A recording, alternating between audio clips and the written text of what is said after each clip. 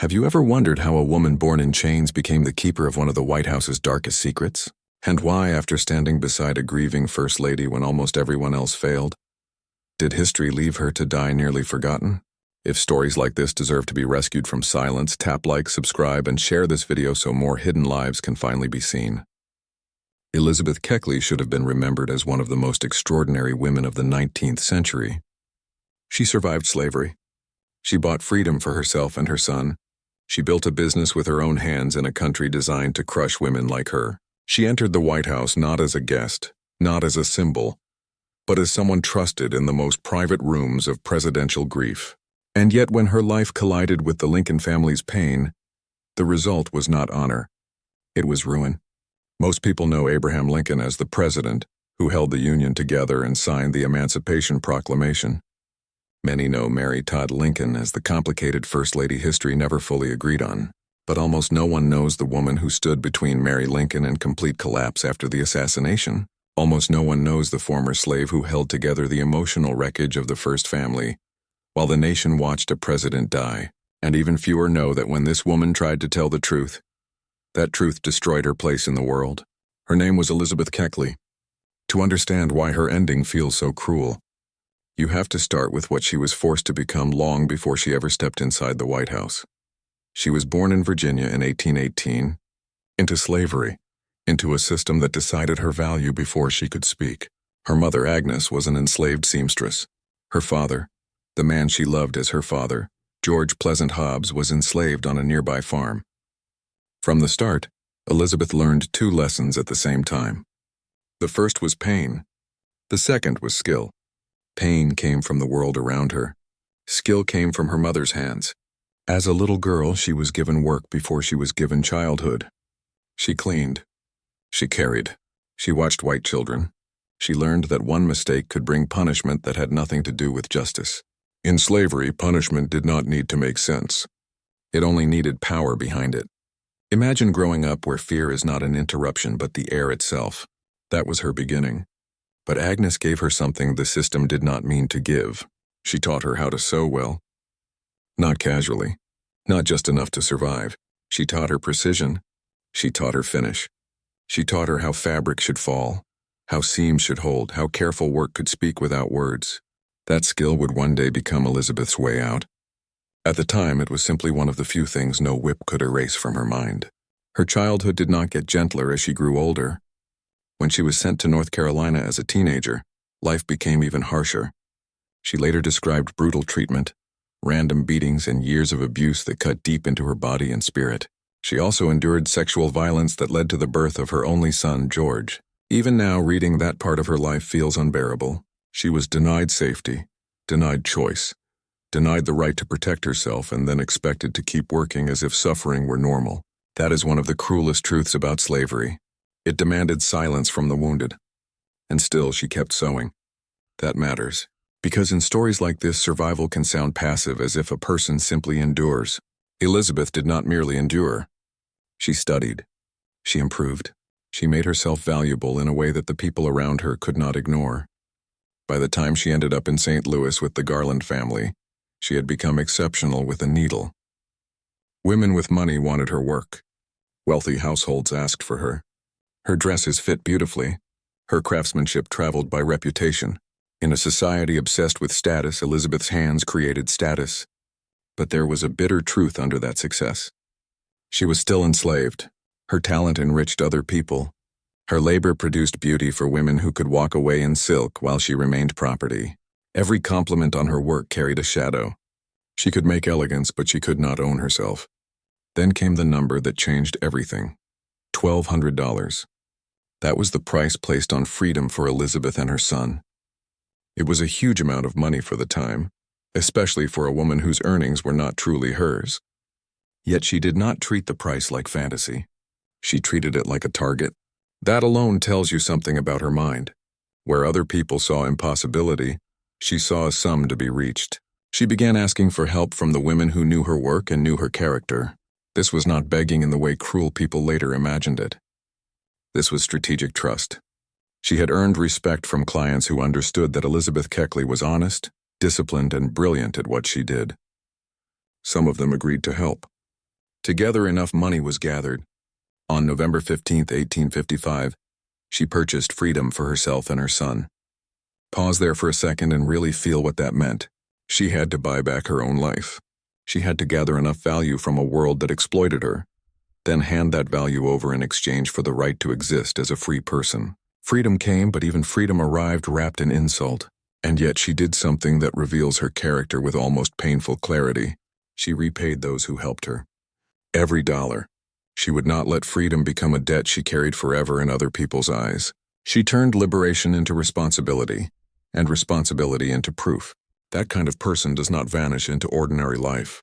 Once free, she continued building her reputation. Her marriage to James Keckley had already become a disappointment. He was not the stable partner she had hoped for, and the relationship did not bring her peace. But she kept his surname and moved forward. She had learned by then that waiting for life to become fair was a losing strategy. So she worked. In 1860, she went to Washington, D.C. It was a city full of tension, ambition, and political vanity. It was also the perfect place for a great dressmaker. Powerful wives wanted gowns. Social appearances mattered. Public image mattered.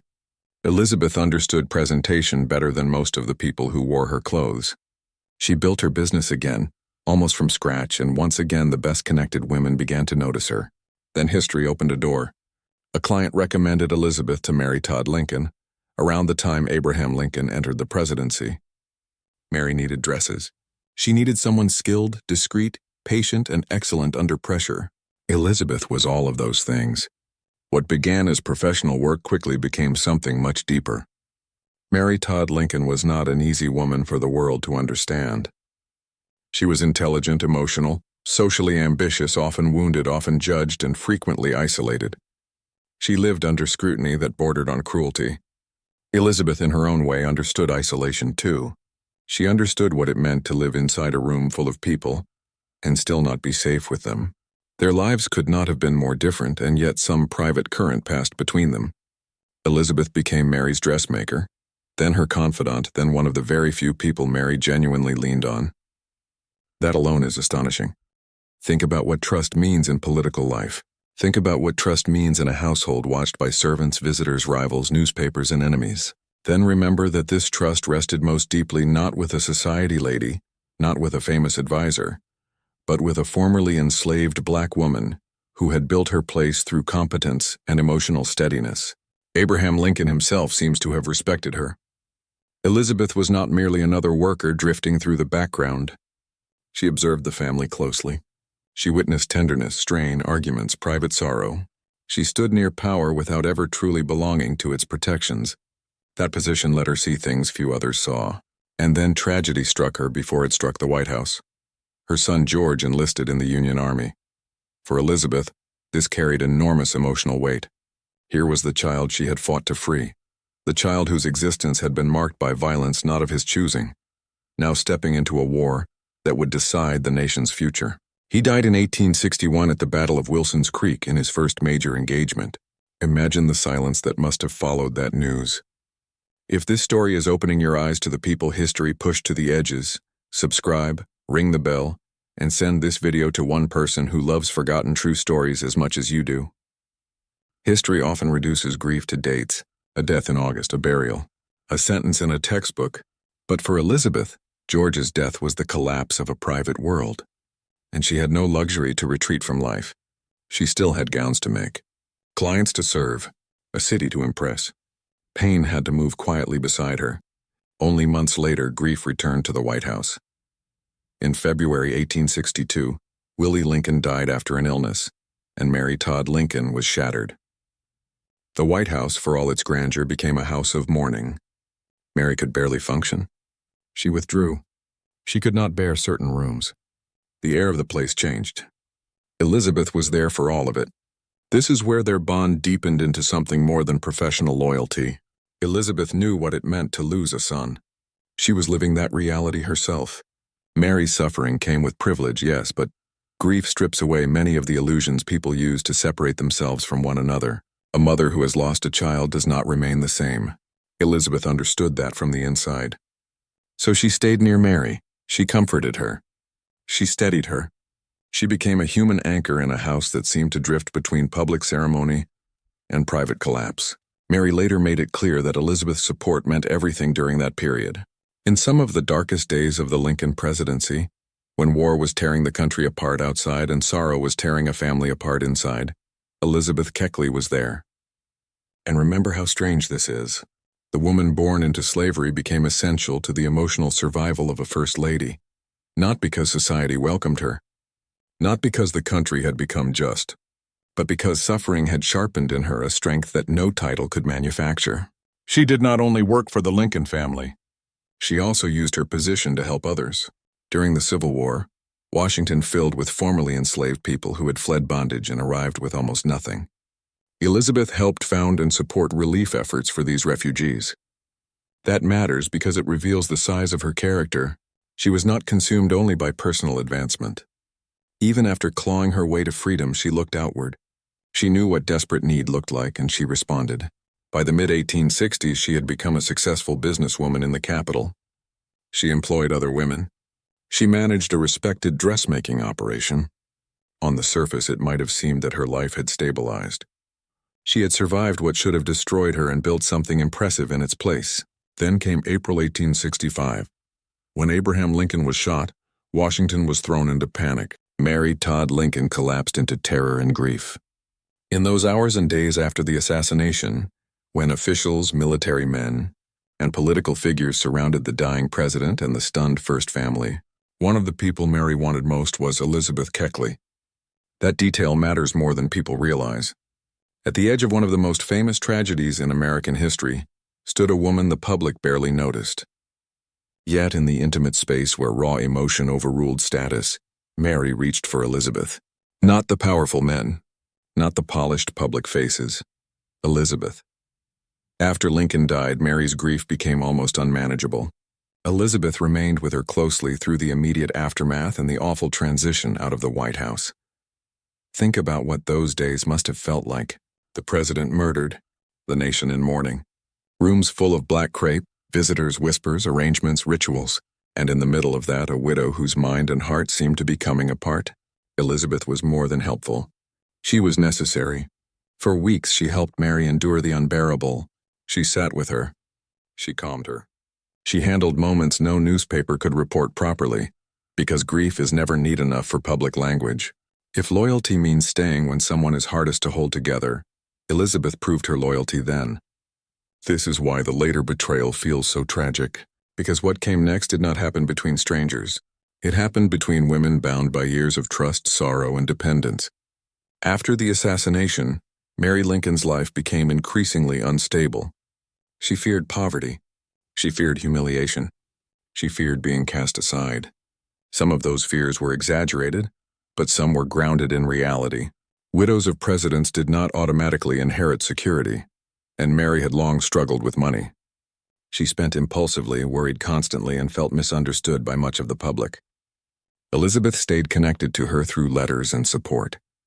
She did not simply vanish when White House life ended. She continued trying to help Mary navigate the chaos that followed. In 1867, the two women became involved in a desperate plan to quietly sell some of Mary's expensive dresses and personal items. Mary needed money, or believed she did, and hoped the wardrobe from her White House years could be turned into financial relief. Elizabeth went with her to New York to assist. It was a disaster. What was meant to be discreet became a scandal. The press seized the story. The former First Lady of the United States, trying to sell her dresses behind closed doors, was too tempting for newspapers to ignore. Mary was humiliated. Public sympathy thinned. Ridicule spread. What she had hoped would relieve her distress instead deepened it. Elizabeth watched this happen up close. She saw Mary turned into a spectacle. She also saw herself drawn into public suspicion. In the eyes of many observers, both women looked compromised by the affair. And this is where one of the most fateful decisions of her life was made. Elizabeth decided to write a memoir. But here is the key point people often miss. She did not write it mainly to wound Mary Lincoln. She wrote it because she believed she was defending her. She wanted to explain the truth behind the dress scandal. She wanted to show the humanity of a woman the public was eager to mock. She also wanted to defend herself because their reputations had become tangled together. From Elizabeth's point of view, telling the story honestly might rescue both of them. So in 1868, she published Behind the Scenes, a memoir that told the story of her own life in slavery and freedom, and also offered a rare inside view of the Lincoln White House. On one level, the book was extraordinary. A formerly enslaved black woman had written a first-person account that crossed boundaries of race, class, gender, and power. She was claiming authorship over a life that America preferred to keep fragmented. She was saying, in effect, I was there, I saw, I felt, and my witness matters. That act alone was radical. But the world she lived in was not prepared to honor it. The book included private material connected to Mary Lincoln, including letters and intimate details that readers treated as breaches of confidence. Whether Elizabeth intended the full damage or not, the effect was devastating. Mary felt betrayed. The friendship collapsed. Social elites recoiled. Critics attacked not only the book, but Elizabeth herself. And notice how they attacked her, not simply as an author whose judgment could be debated. They attacked her as a black woman who had dared to speak about white power from the inside. That was the deeper offense. She had crossed an invisible line. She had stepped out of the role society assigned her and spoken with authority. People who once wore her dresses no longer wanted her nearby. Respect curdled into distance. Her business suffered badly. The same city that had profited from her genius now treated her like a problem. What makes this even more painful is that the memoir was not trivial. It was important. It preserved details that historians would later value deeply. It offered a perspective almost no one else could give. It also contained glimpses of Mary Lincoln's emotional instability that would take on chilling significance later. Years after Abraham Lincoln's death, Mary's son Robert arranged for her to be committed to an asylum in 1875, arguing that her mental state had become dangerous. Long before that happened, Elizabeth's memoir had captured signs of Mary's fragility, grief, fear, and emotional collapse during the White House years. The book became awkward, even threatening, to people invested in controlling the Lincoln family image. If you've ever felt history is really about who gets to tell the story, hit like and drop a comment because Elizabeth Keckley paid dearly for daring to tell hers. Robert Todd Lincoln reportedly worked to limit the book's circulation. Whether every later retelling of that suppression is equally strong in evidence, the larger truth remains. The memoir was pushed aside, difficult to find, and treated for years as something embarrassing rather than essential. Elizabeth's witness was not welcomed into the official memory of the Lincoln family. It was buried under discomfort, and with that burial came her own decline. Her business never truly recovered. The momentum she had built through sheer brilliance weakened. Clients left. Public standing faded. She continued working because what else could she do? Sewing had carried her through every stage of life. It had carried her through bondage, grief, freedom, status, and scandal. But now even that faithful craft could not restore what had been broken. Still, she did not disappear overnight. She trained younger women. She continued contributing where she could. In the 1890s, she accepted a position at Wilberforce University, where she taught sewing and domestic arts. Even after all she had endured, she remained a woman who could pass skill forward. That detail says a lot. Bitterness did not consume everything in her. She kept building in smaller ways. Later, after a stroke and declining health, she returned to Washington. The city where she had reached her highest success also became the city of her final narrowing world. Money was scarce. Recognition was scarce. The glory of her White House years had long since turned to ash. In the end, she lived at the National Home for Destitute Colored Women and Children, a charitable institution connected to relief work she herself had once helped support. There is something painfully circular about that. A woman who had comforted a first lady, advised the powerful, and built a business employing many others spent her final years in dependence. She died in 1907. No grand national mourning followed. No sweeping tribute restored her name to its rightful place. The country moved on. Lincoln remained immortal. Mary remained controversial. Elizabeth, the woman who had seen so much and carried so much, drifted toward the margins of memory. And then there is one of the saddest details of all. Her grave itself was effectively lost after later cemetery relocations. Think about that. It was not enough that her story had been pushed aside. Even her resting place faded into uncertainty. A woman who spent her life fighting not to be erased was erased twice, first in reputation, then in death. So why does her story hit so hard today? Because Elizabeth Keckley's life exposes the brutal irony at the center of American history. A nation can celebrate freedom and still neglect the people who paid the deepest emotional price for it. A president can become legend while the woman who steadied his family disappears into a footnote. A former slave can rise through discipline, intelligence, and dignity, only to be punished for speaking when silence would have been safer. Her life also forces us to ask a harder question. What exactly is loyalty when power is unequal? Elizabeth was loyal to Mary Lincoln in ways few friends ever are. She served, comforted, protected, and defended her. Yet because the world they lived in was built on unequal rules, one mistake in public storytelling cost Elizabeth far more than it cost anyone else. She did not have the cushion of race, class, family name, or inherited security. When backlash came, it landed hardest on her. That is part of the tragedy hidden inside the title of her life. She kept Lincoln secret, but keeping secrets did not protect her. In fact, the moment she tried to turn private truth into public understanding, the very intimacy that had elevated her became the weapon used against her. Maybe that is why her story lingers. It is not just the story of a talented woman near famous people. It is the story of what America does to witnesses it cannot easily categorize. Elizabeth was too accomplished to fit the stereotype of helplessness, too intimate with power to remain safely invisible, too honest to remain comfortable, too black, too female, too self-made, and too close to the sacred myth of Lincoln for the culture of her time to fully accept. And yet she endured long enough to leave us evidence of who she was. Not a shadow, not a servant passing through someone else's greatness. A builder, a mother, a businesswoman, a survivor, a writer, a woman whose hands made beauty while her mind held history. If you strip away the myths and look straight at the human truth, Elizabeth Keckley becomes unforgettable. A child born into ownership became a woman trusted by the most famous family in America. A mother broken by the loss of her son became the one person who could steady another mother shattered by loss. A seamstress dismissed by history left behind one of the rarest views into the private cost of power, and then for trying to tell that truth she paid with friendship, status, livelihood, and remembrance. That is the real tragedy, not simply that she suffered. Many people suffered in that century. The tragedy is that she rose so high through courage and discipline, stood so close to history at its rawest point, and still the world found a way to make her invisible.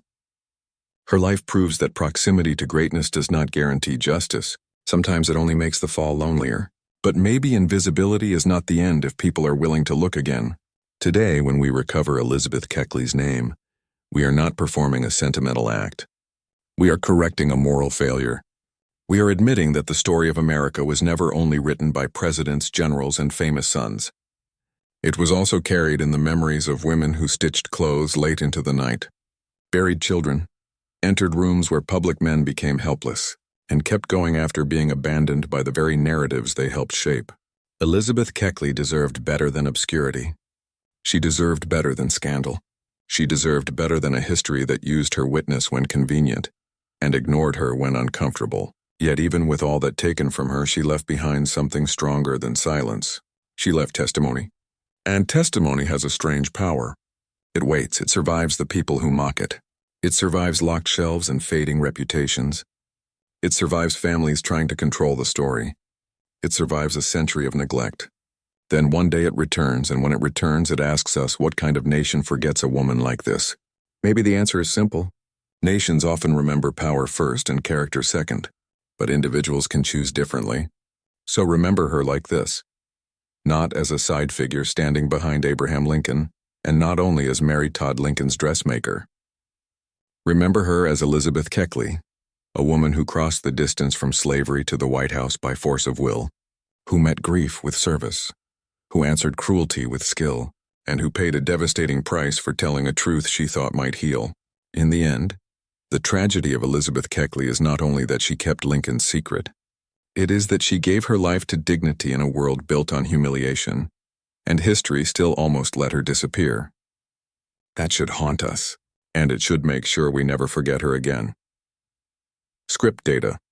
Original high-retention historical YouTube script in simple English, emotionally engaging, fully original and structured for voiceover pacing with 3 unique CTAs.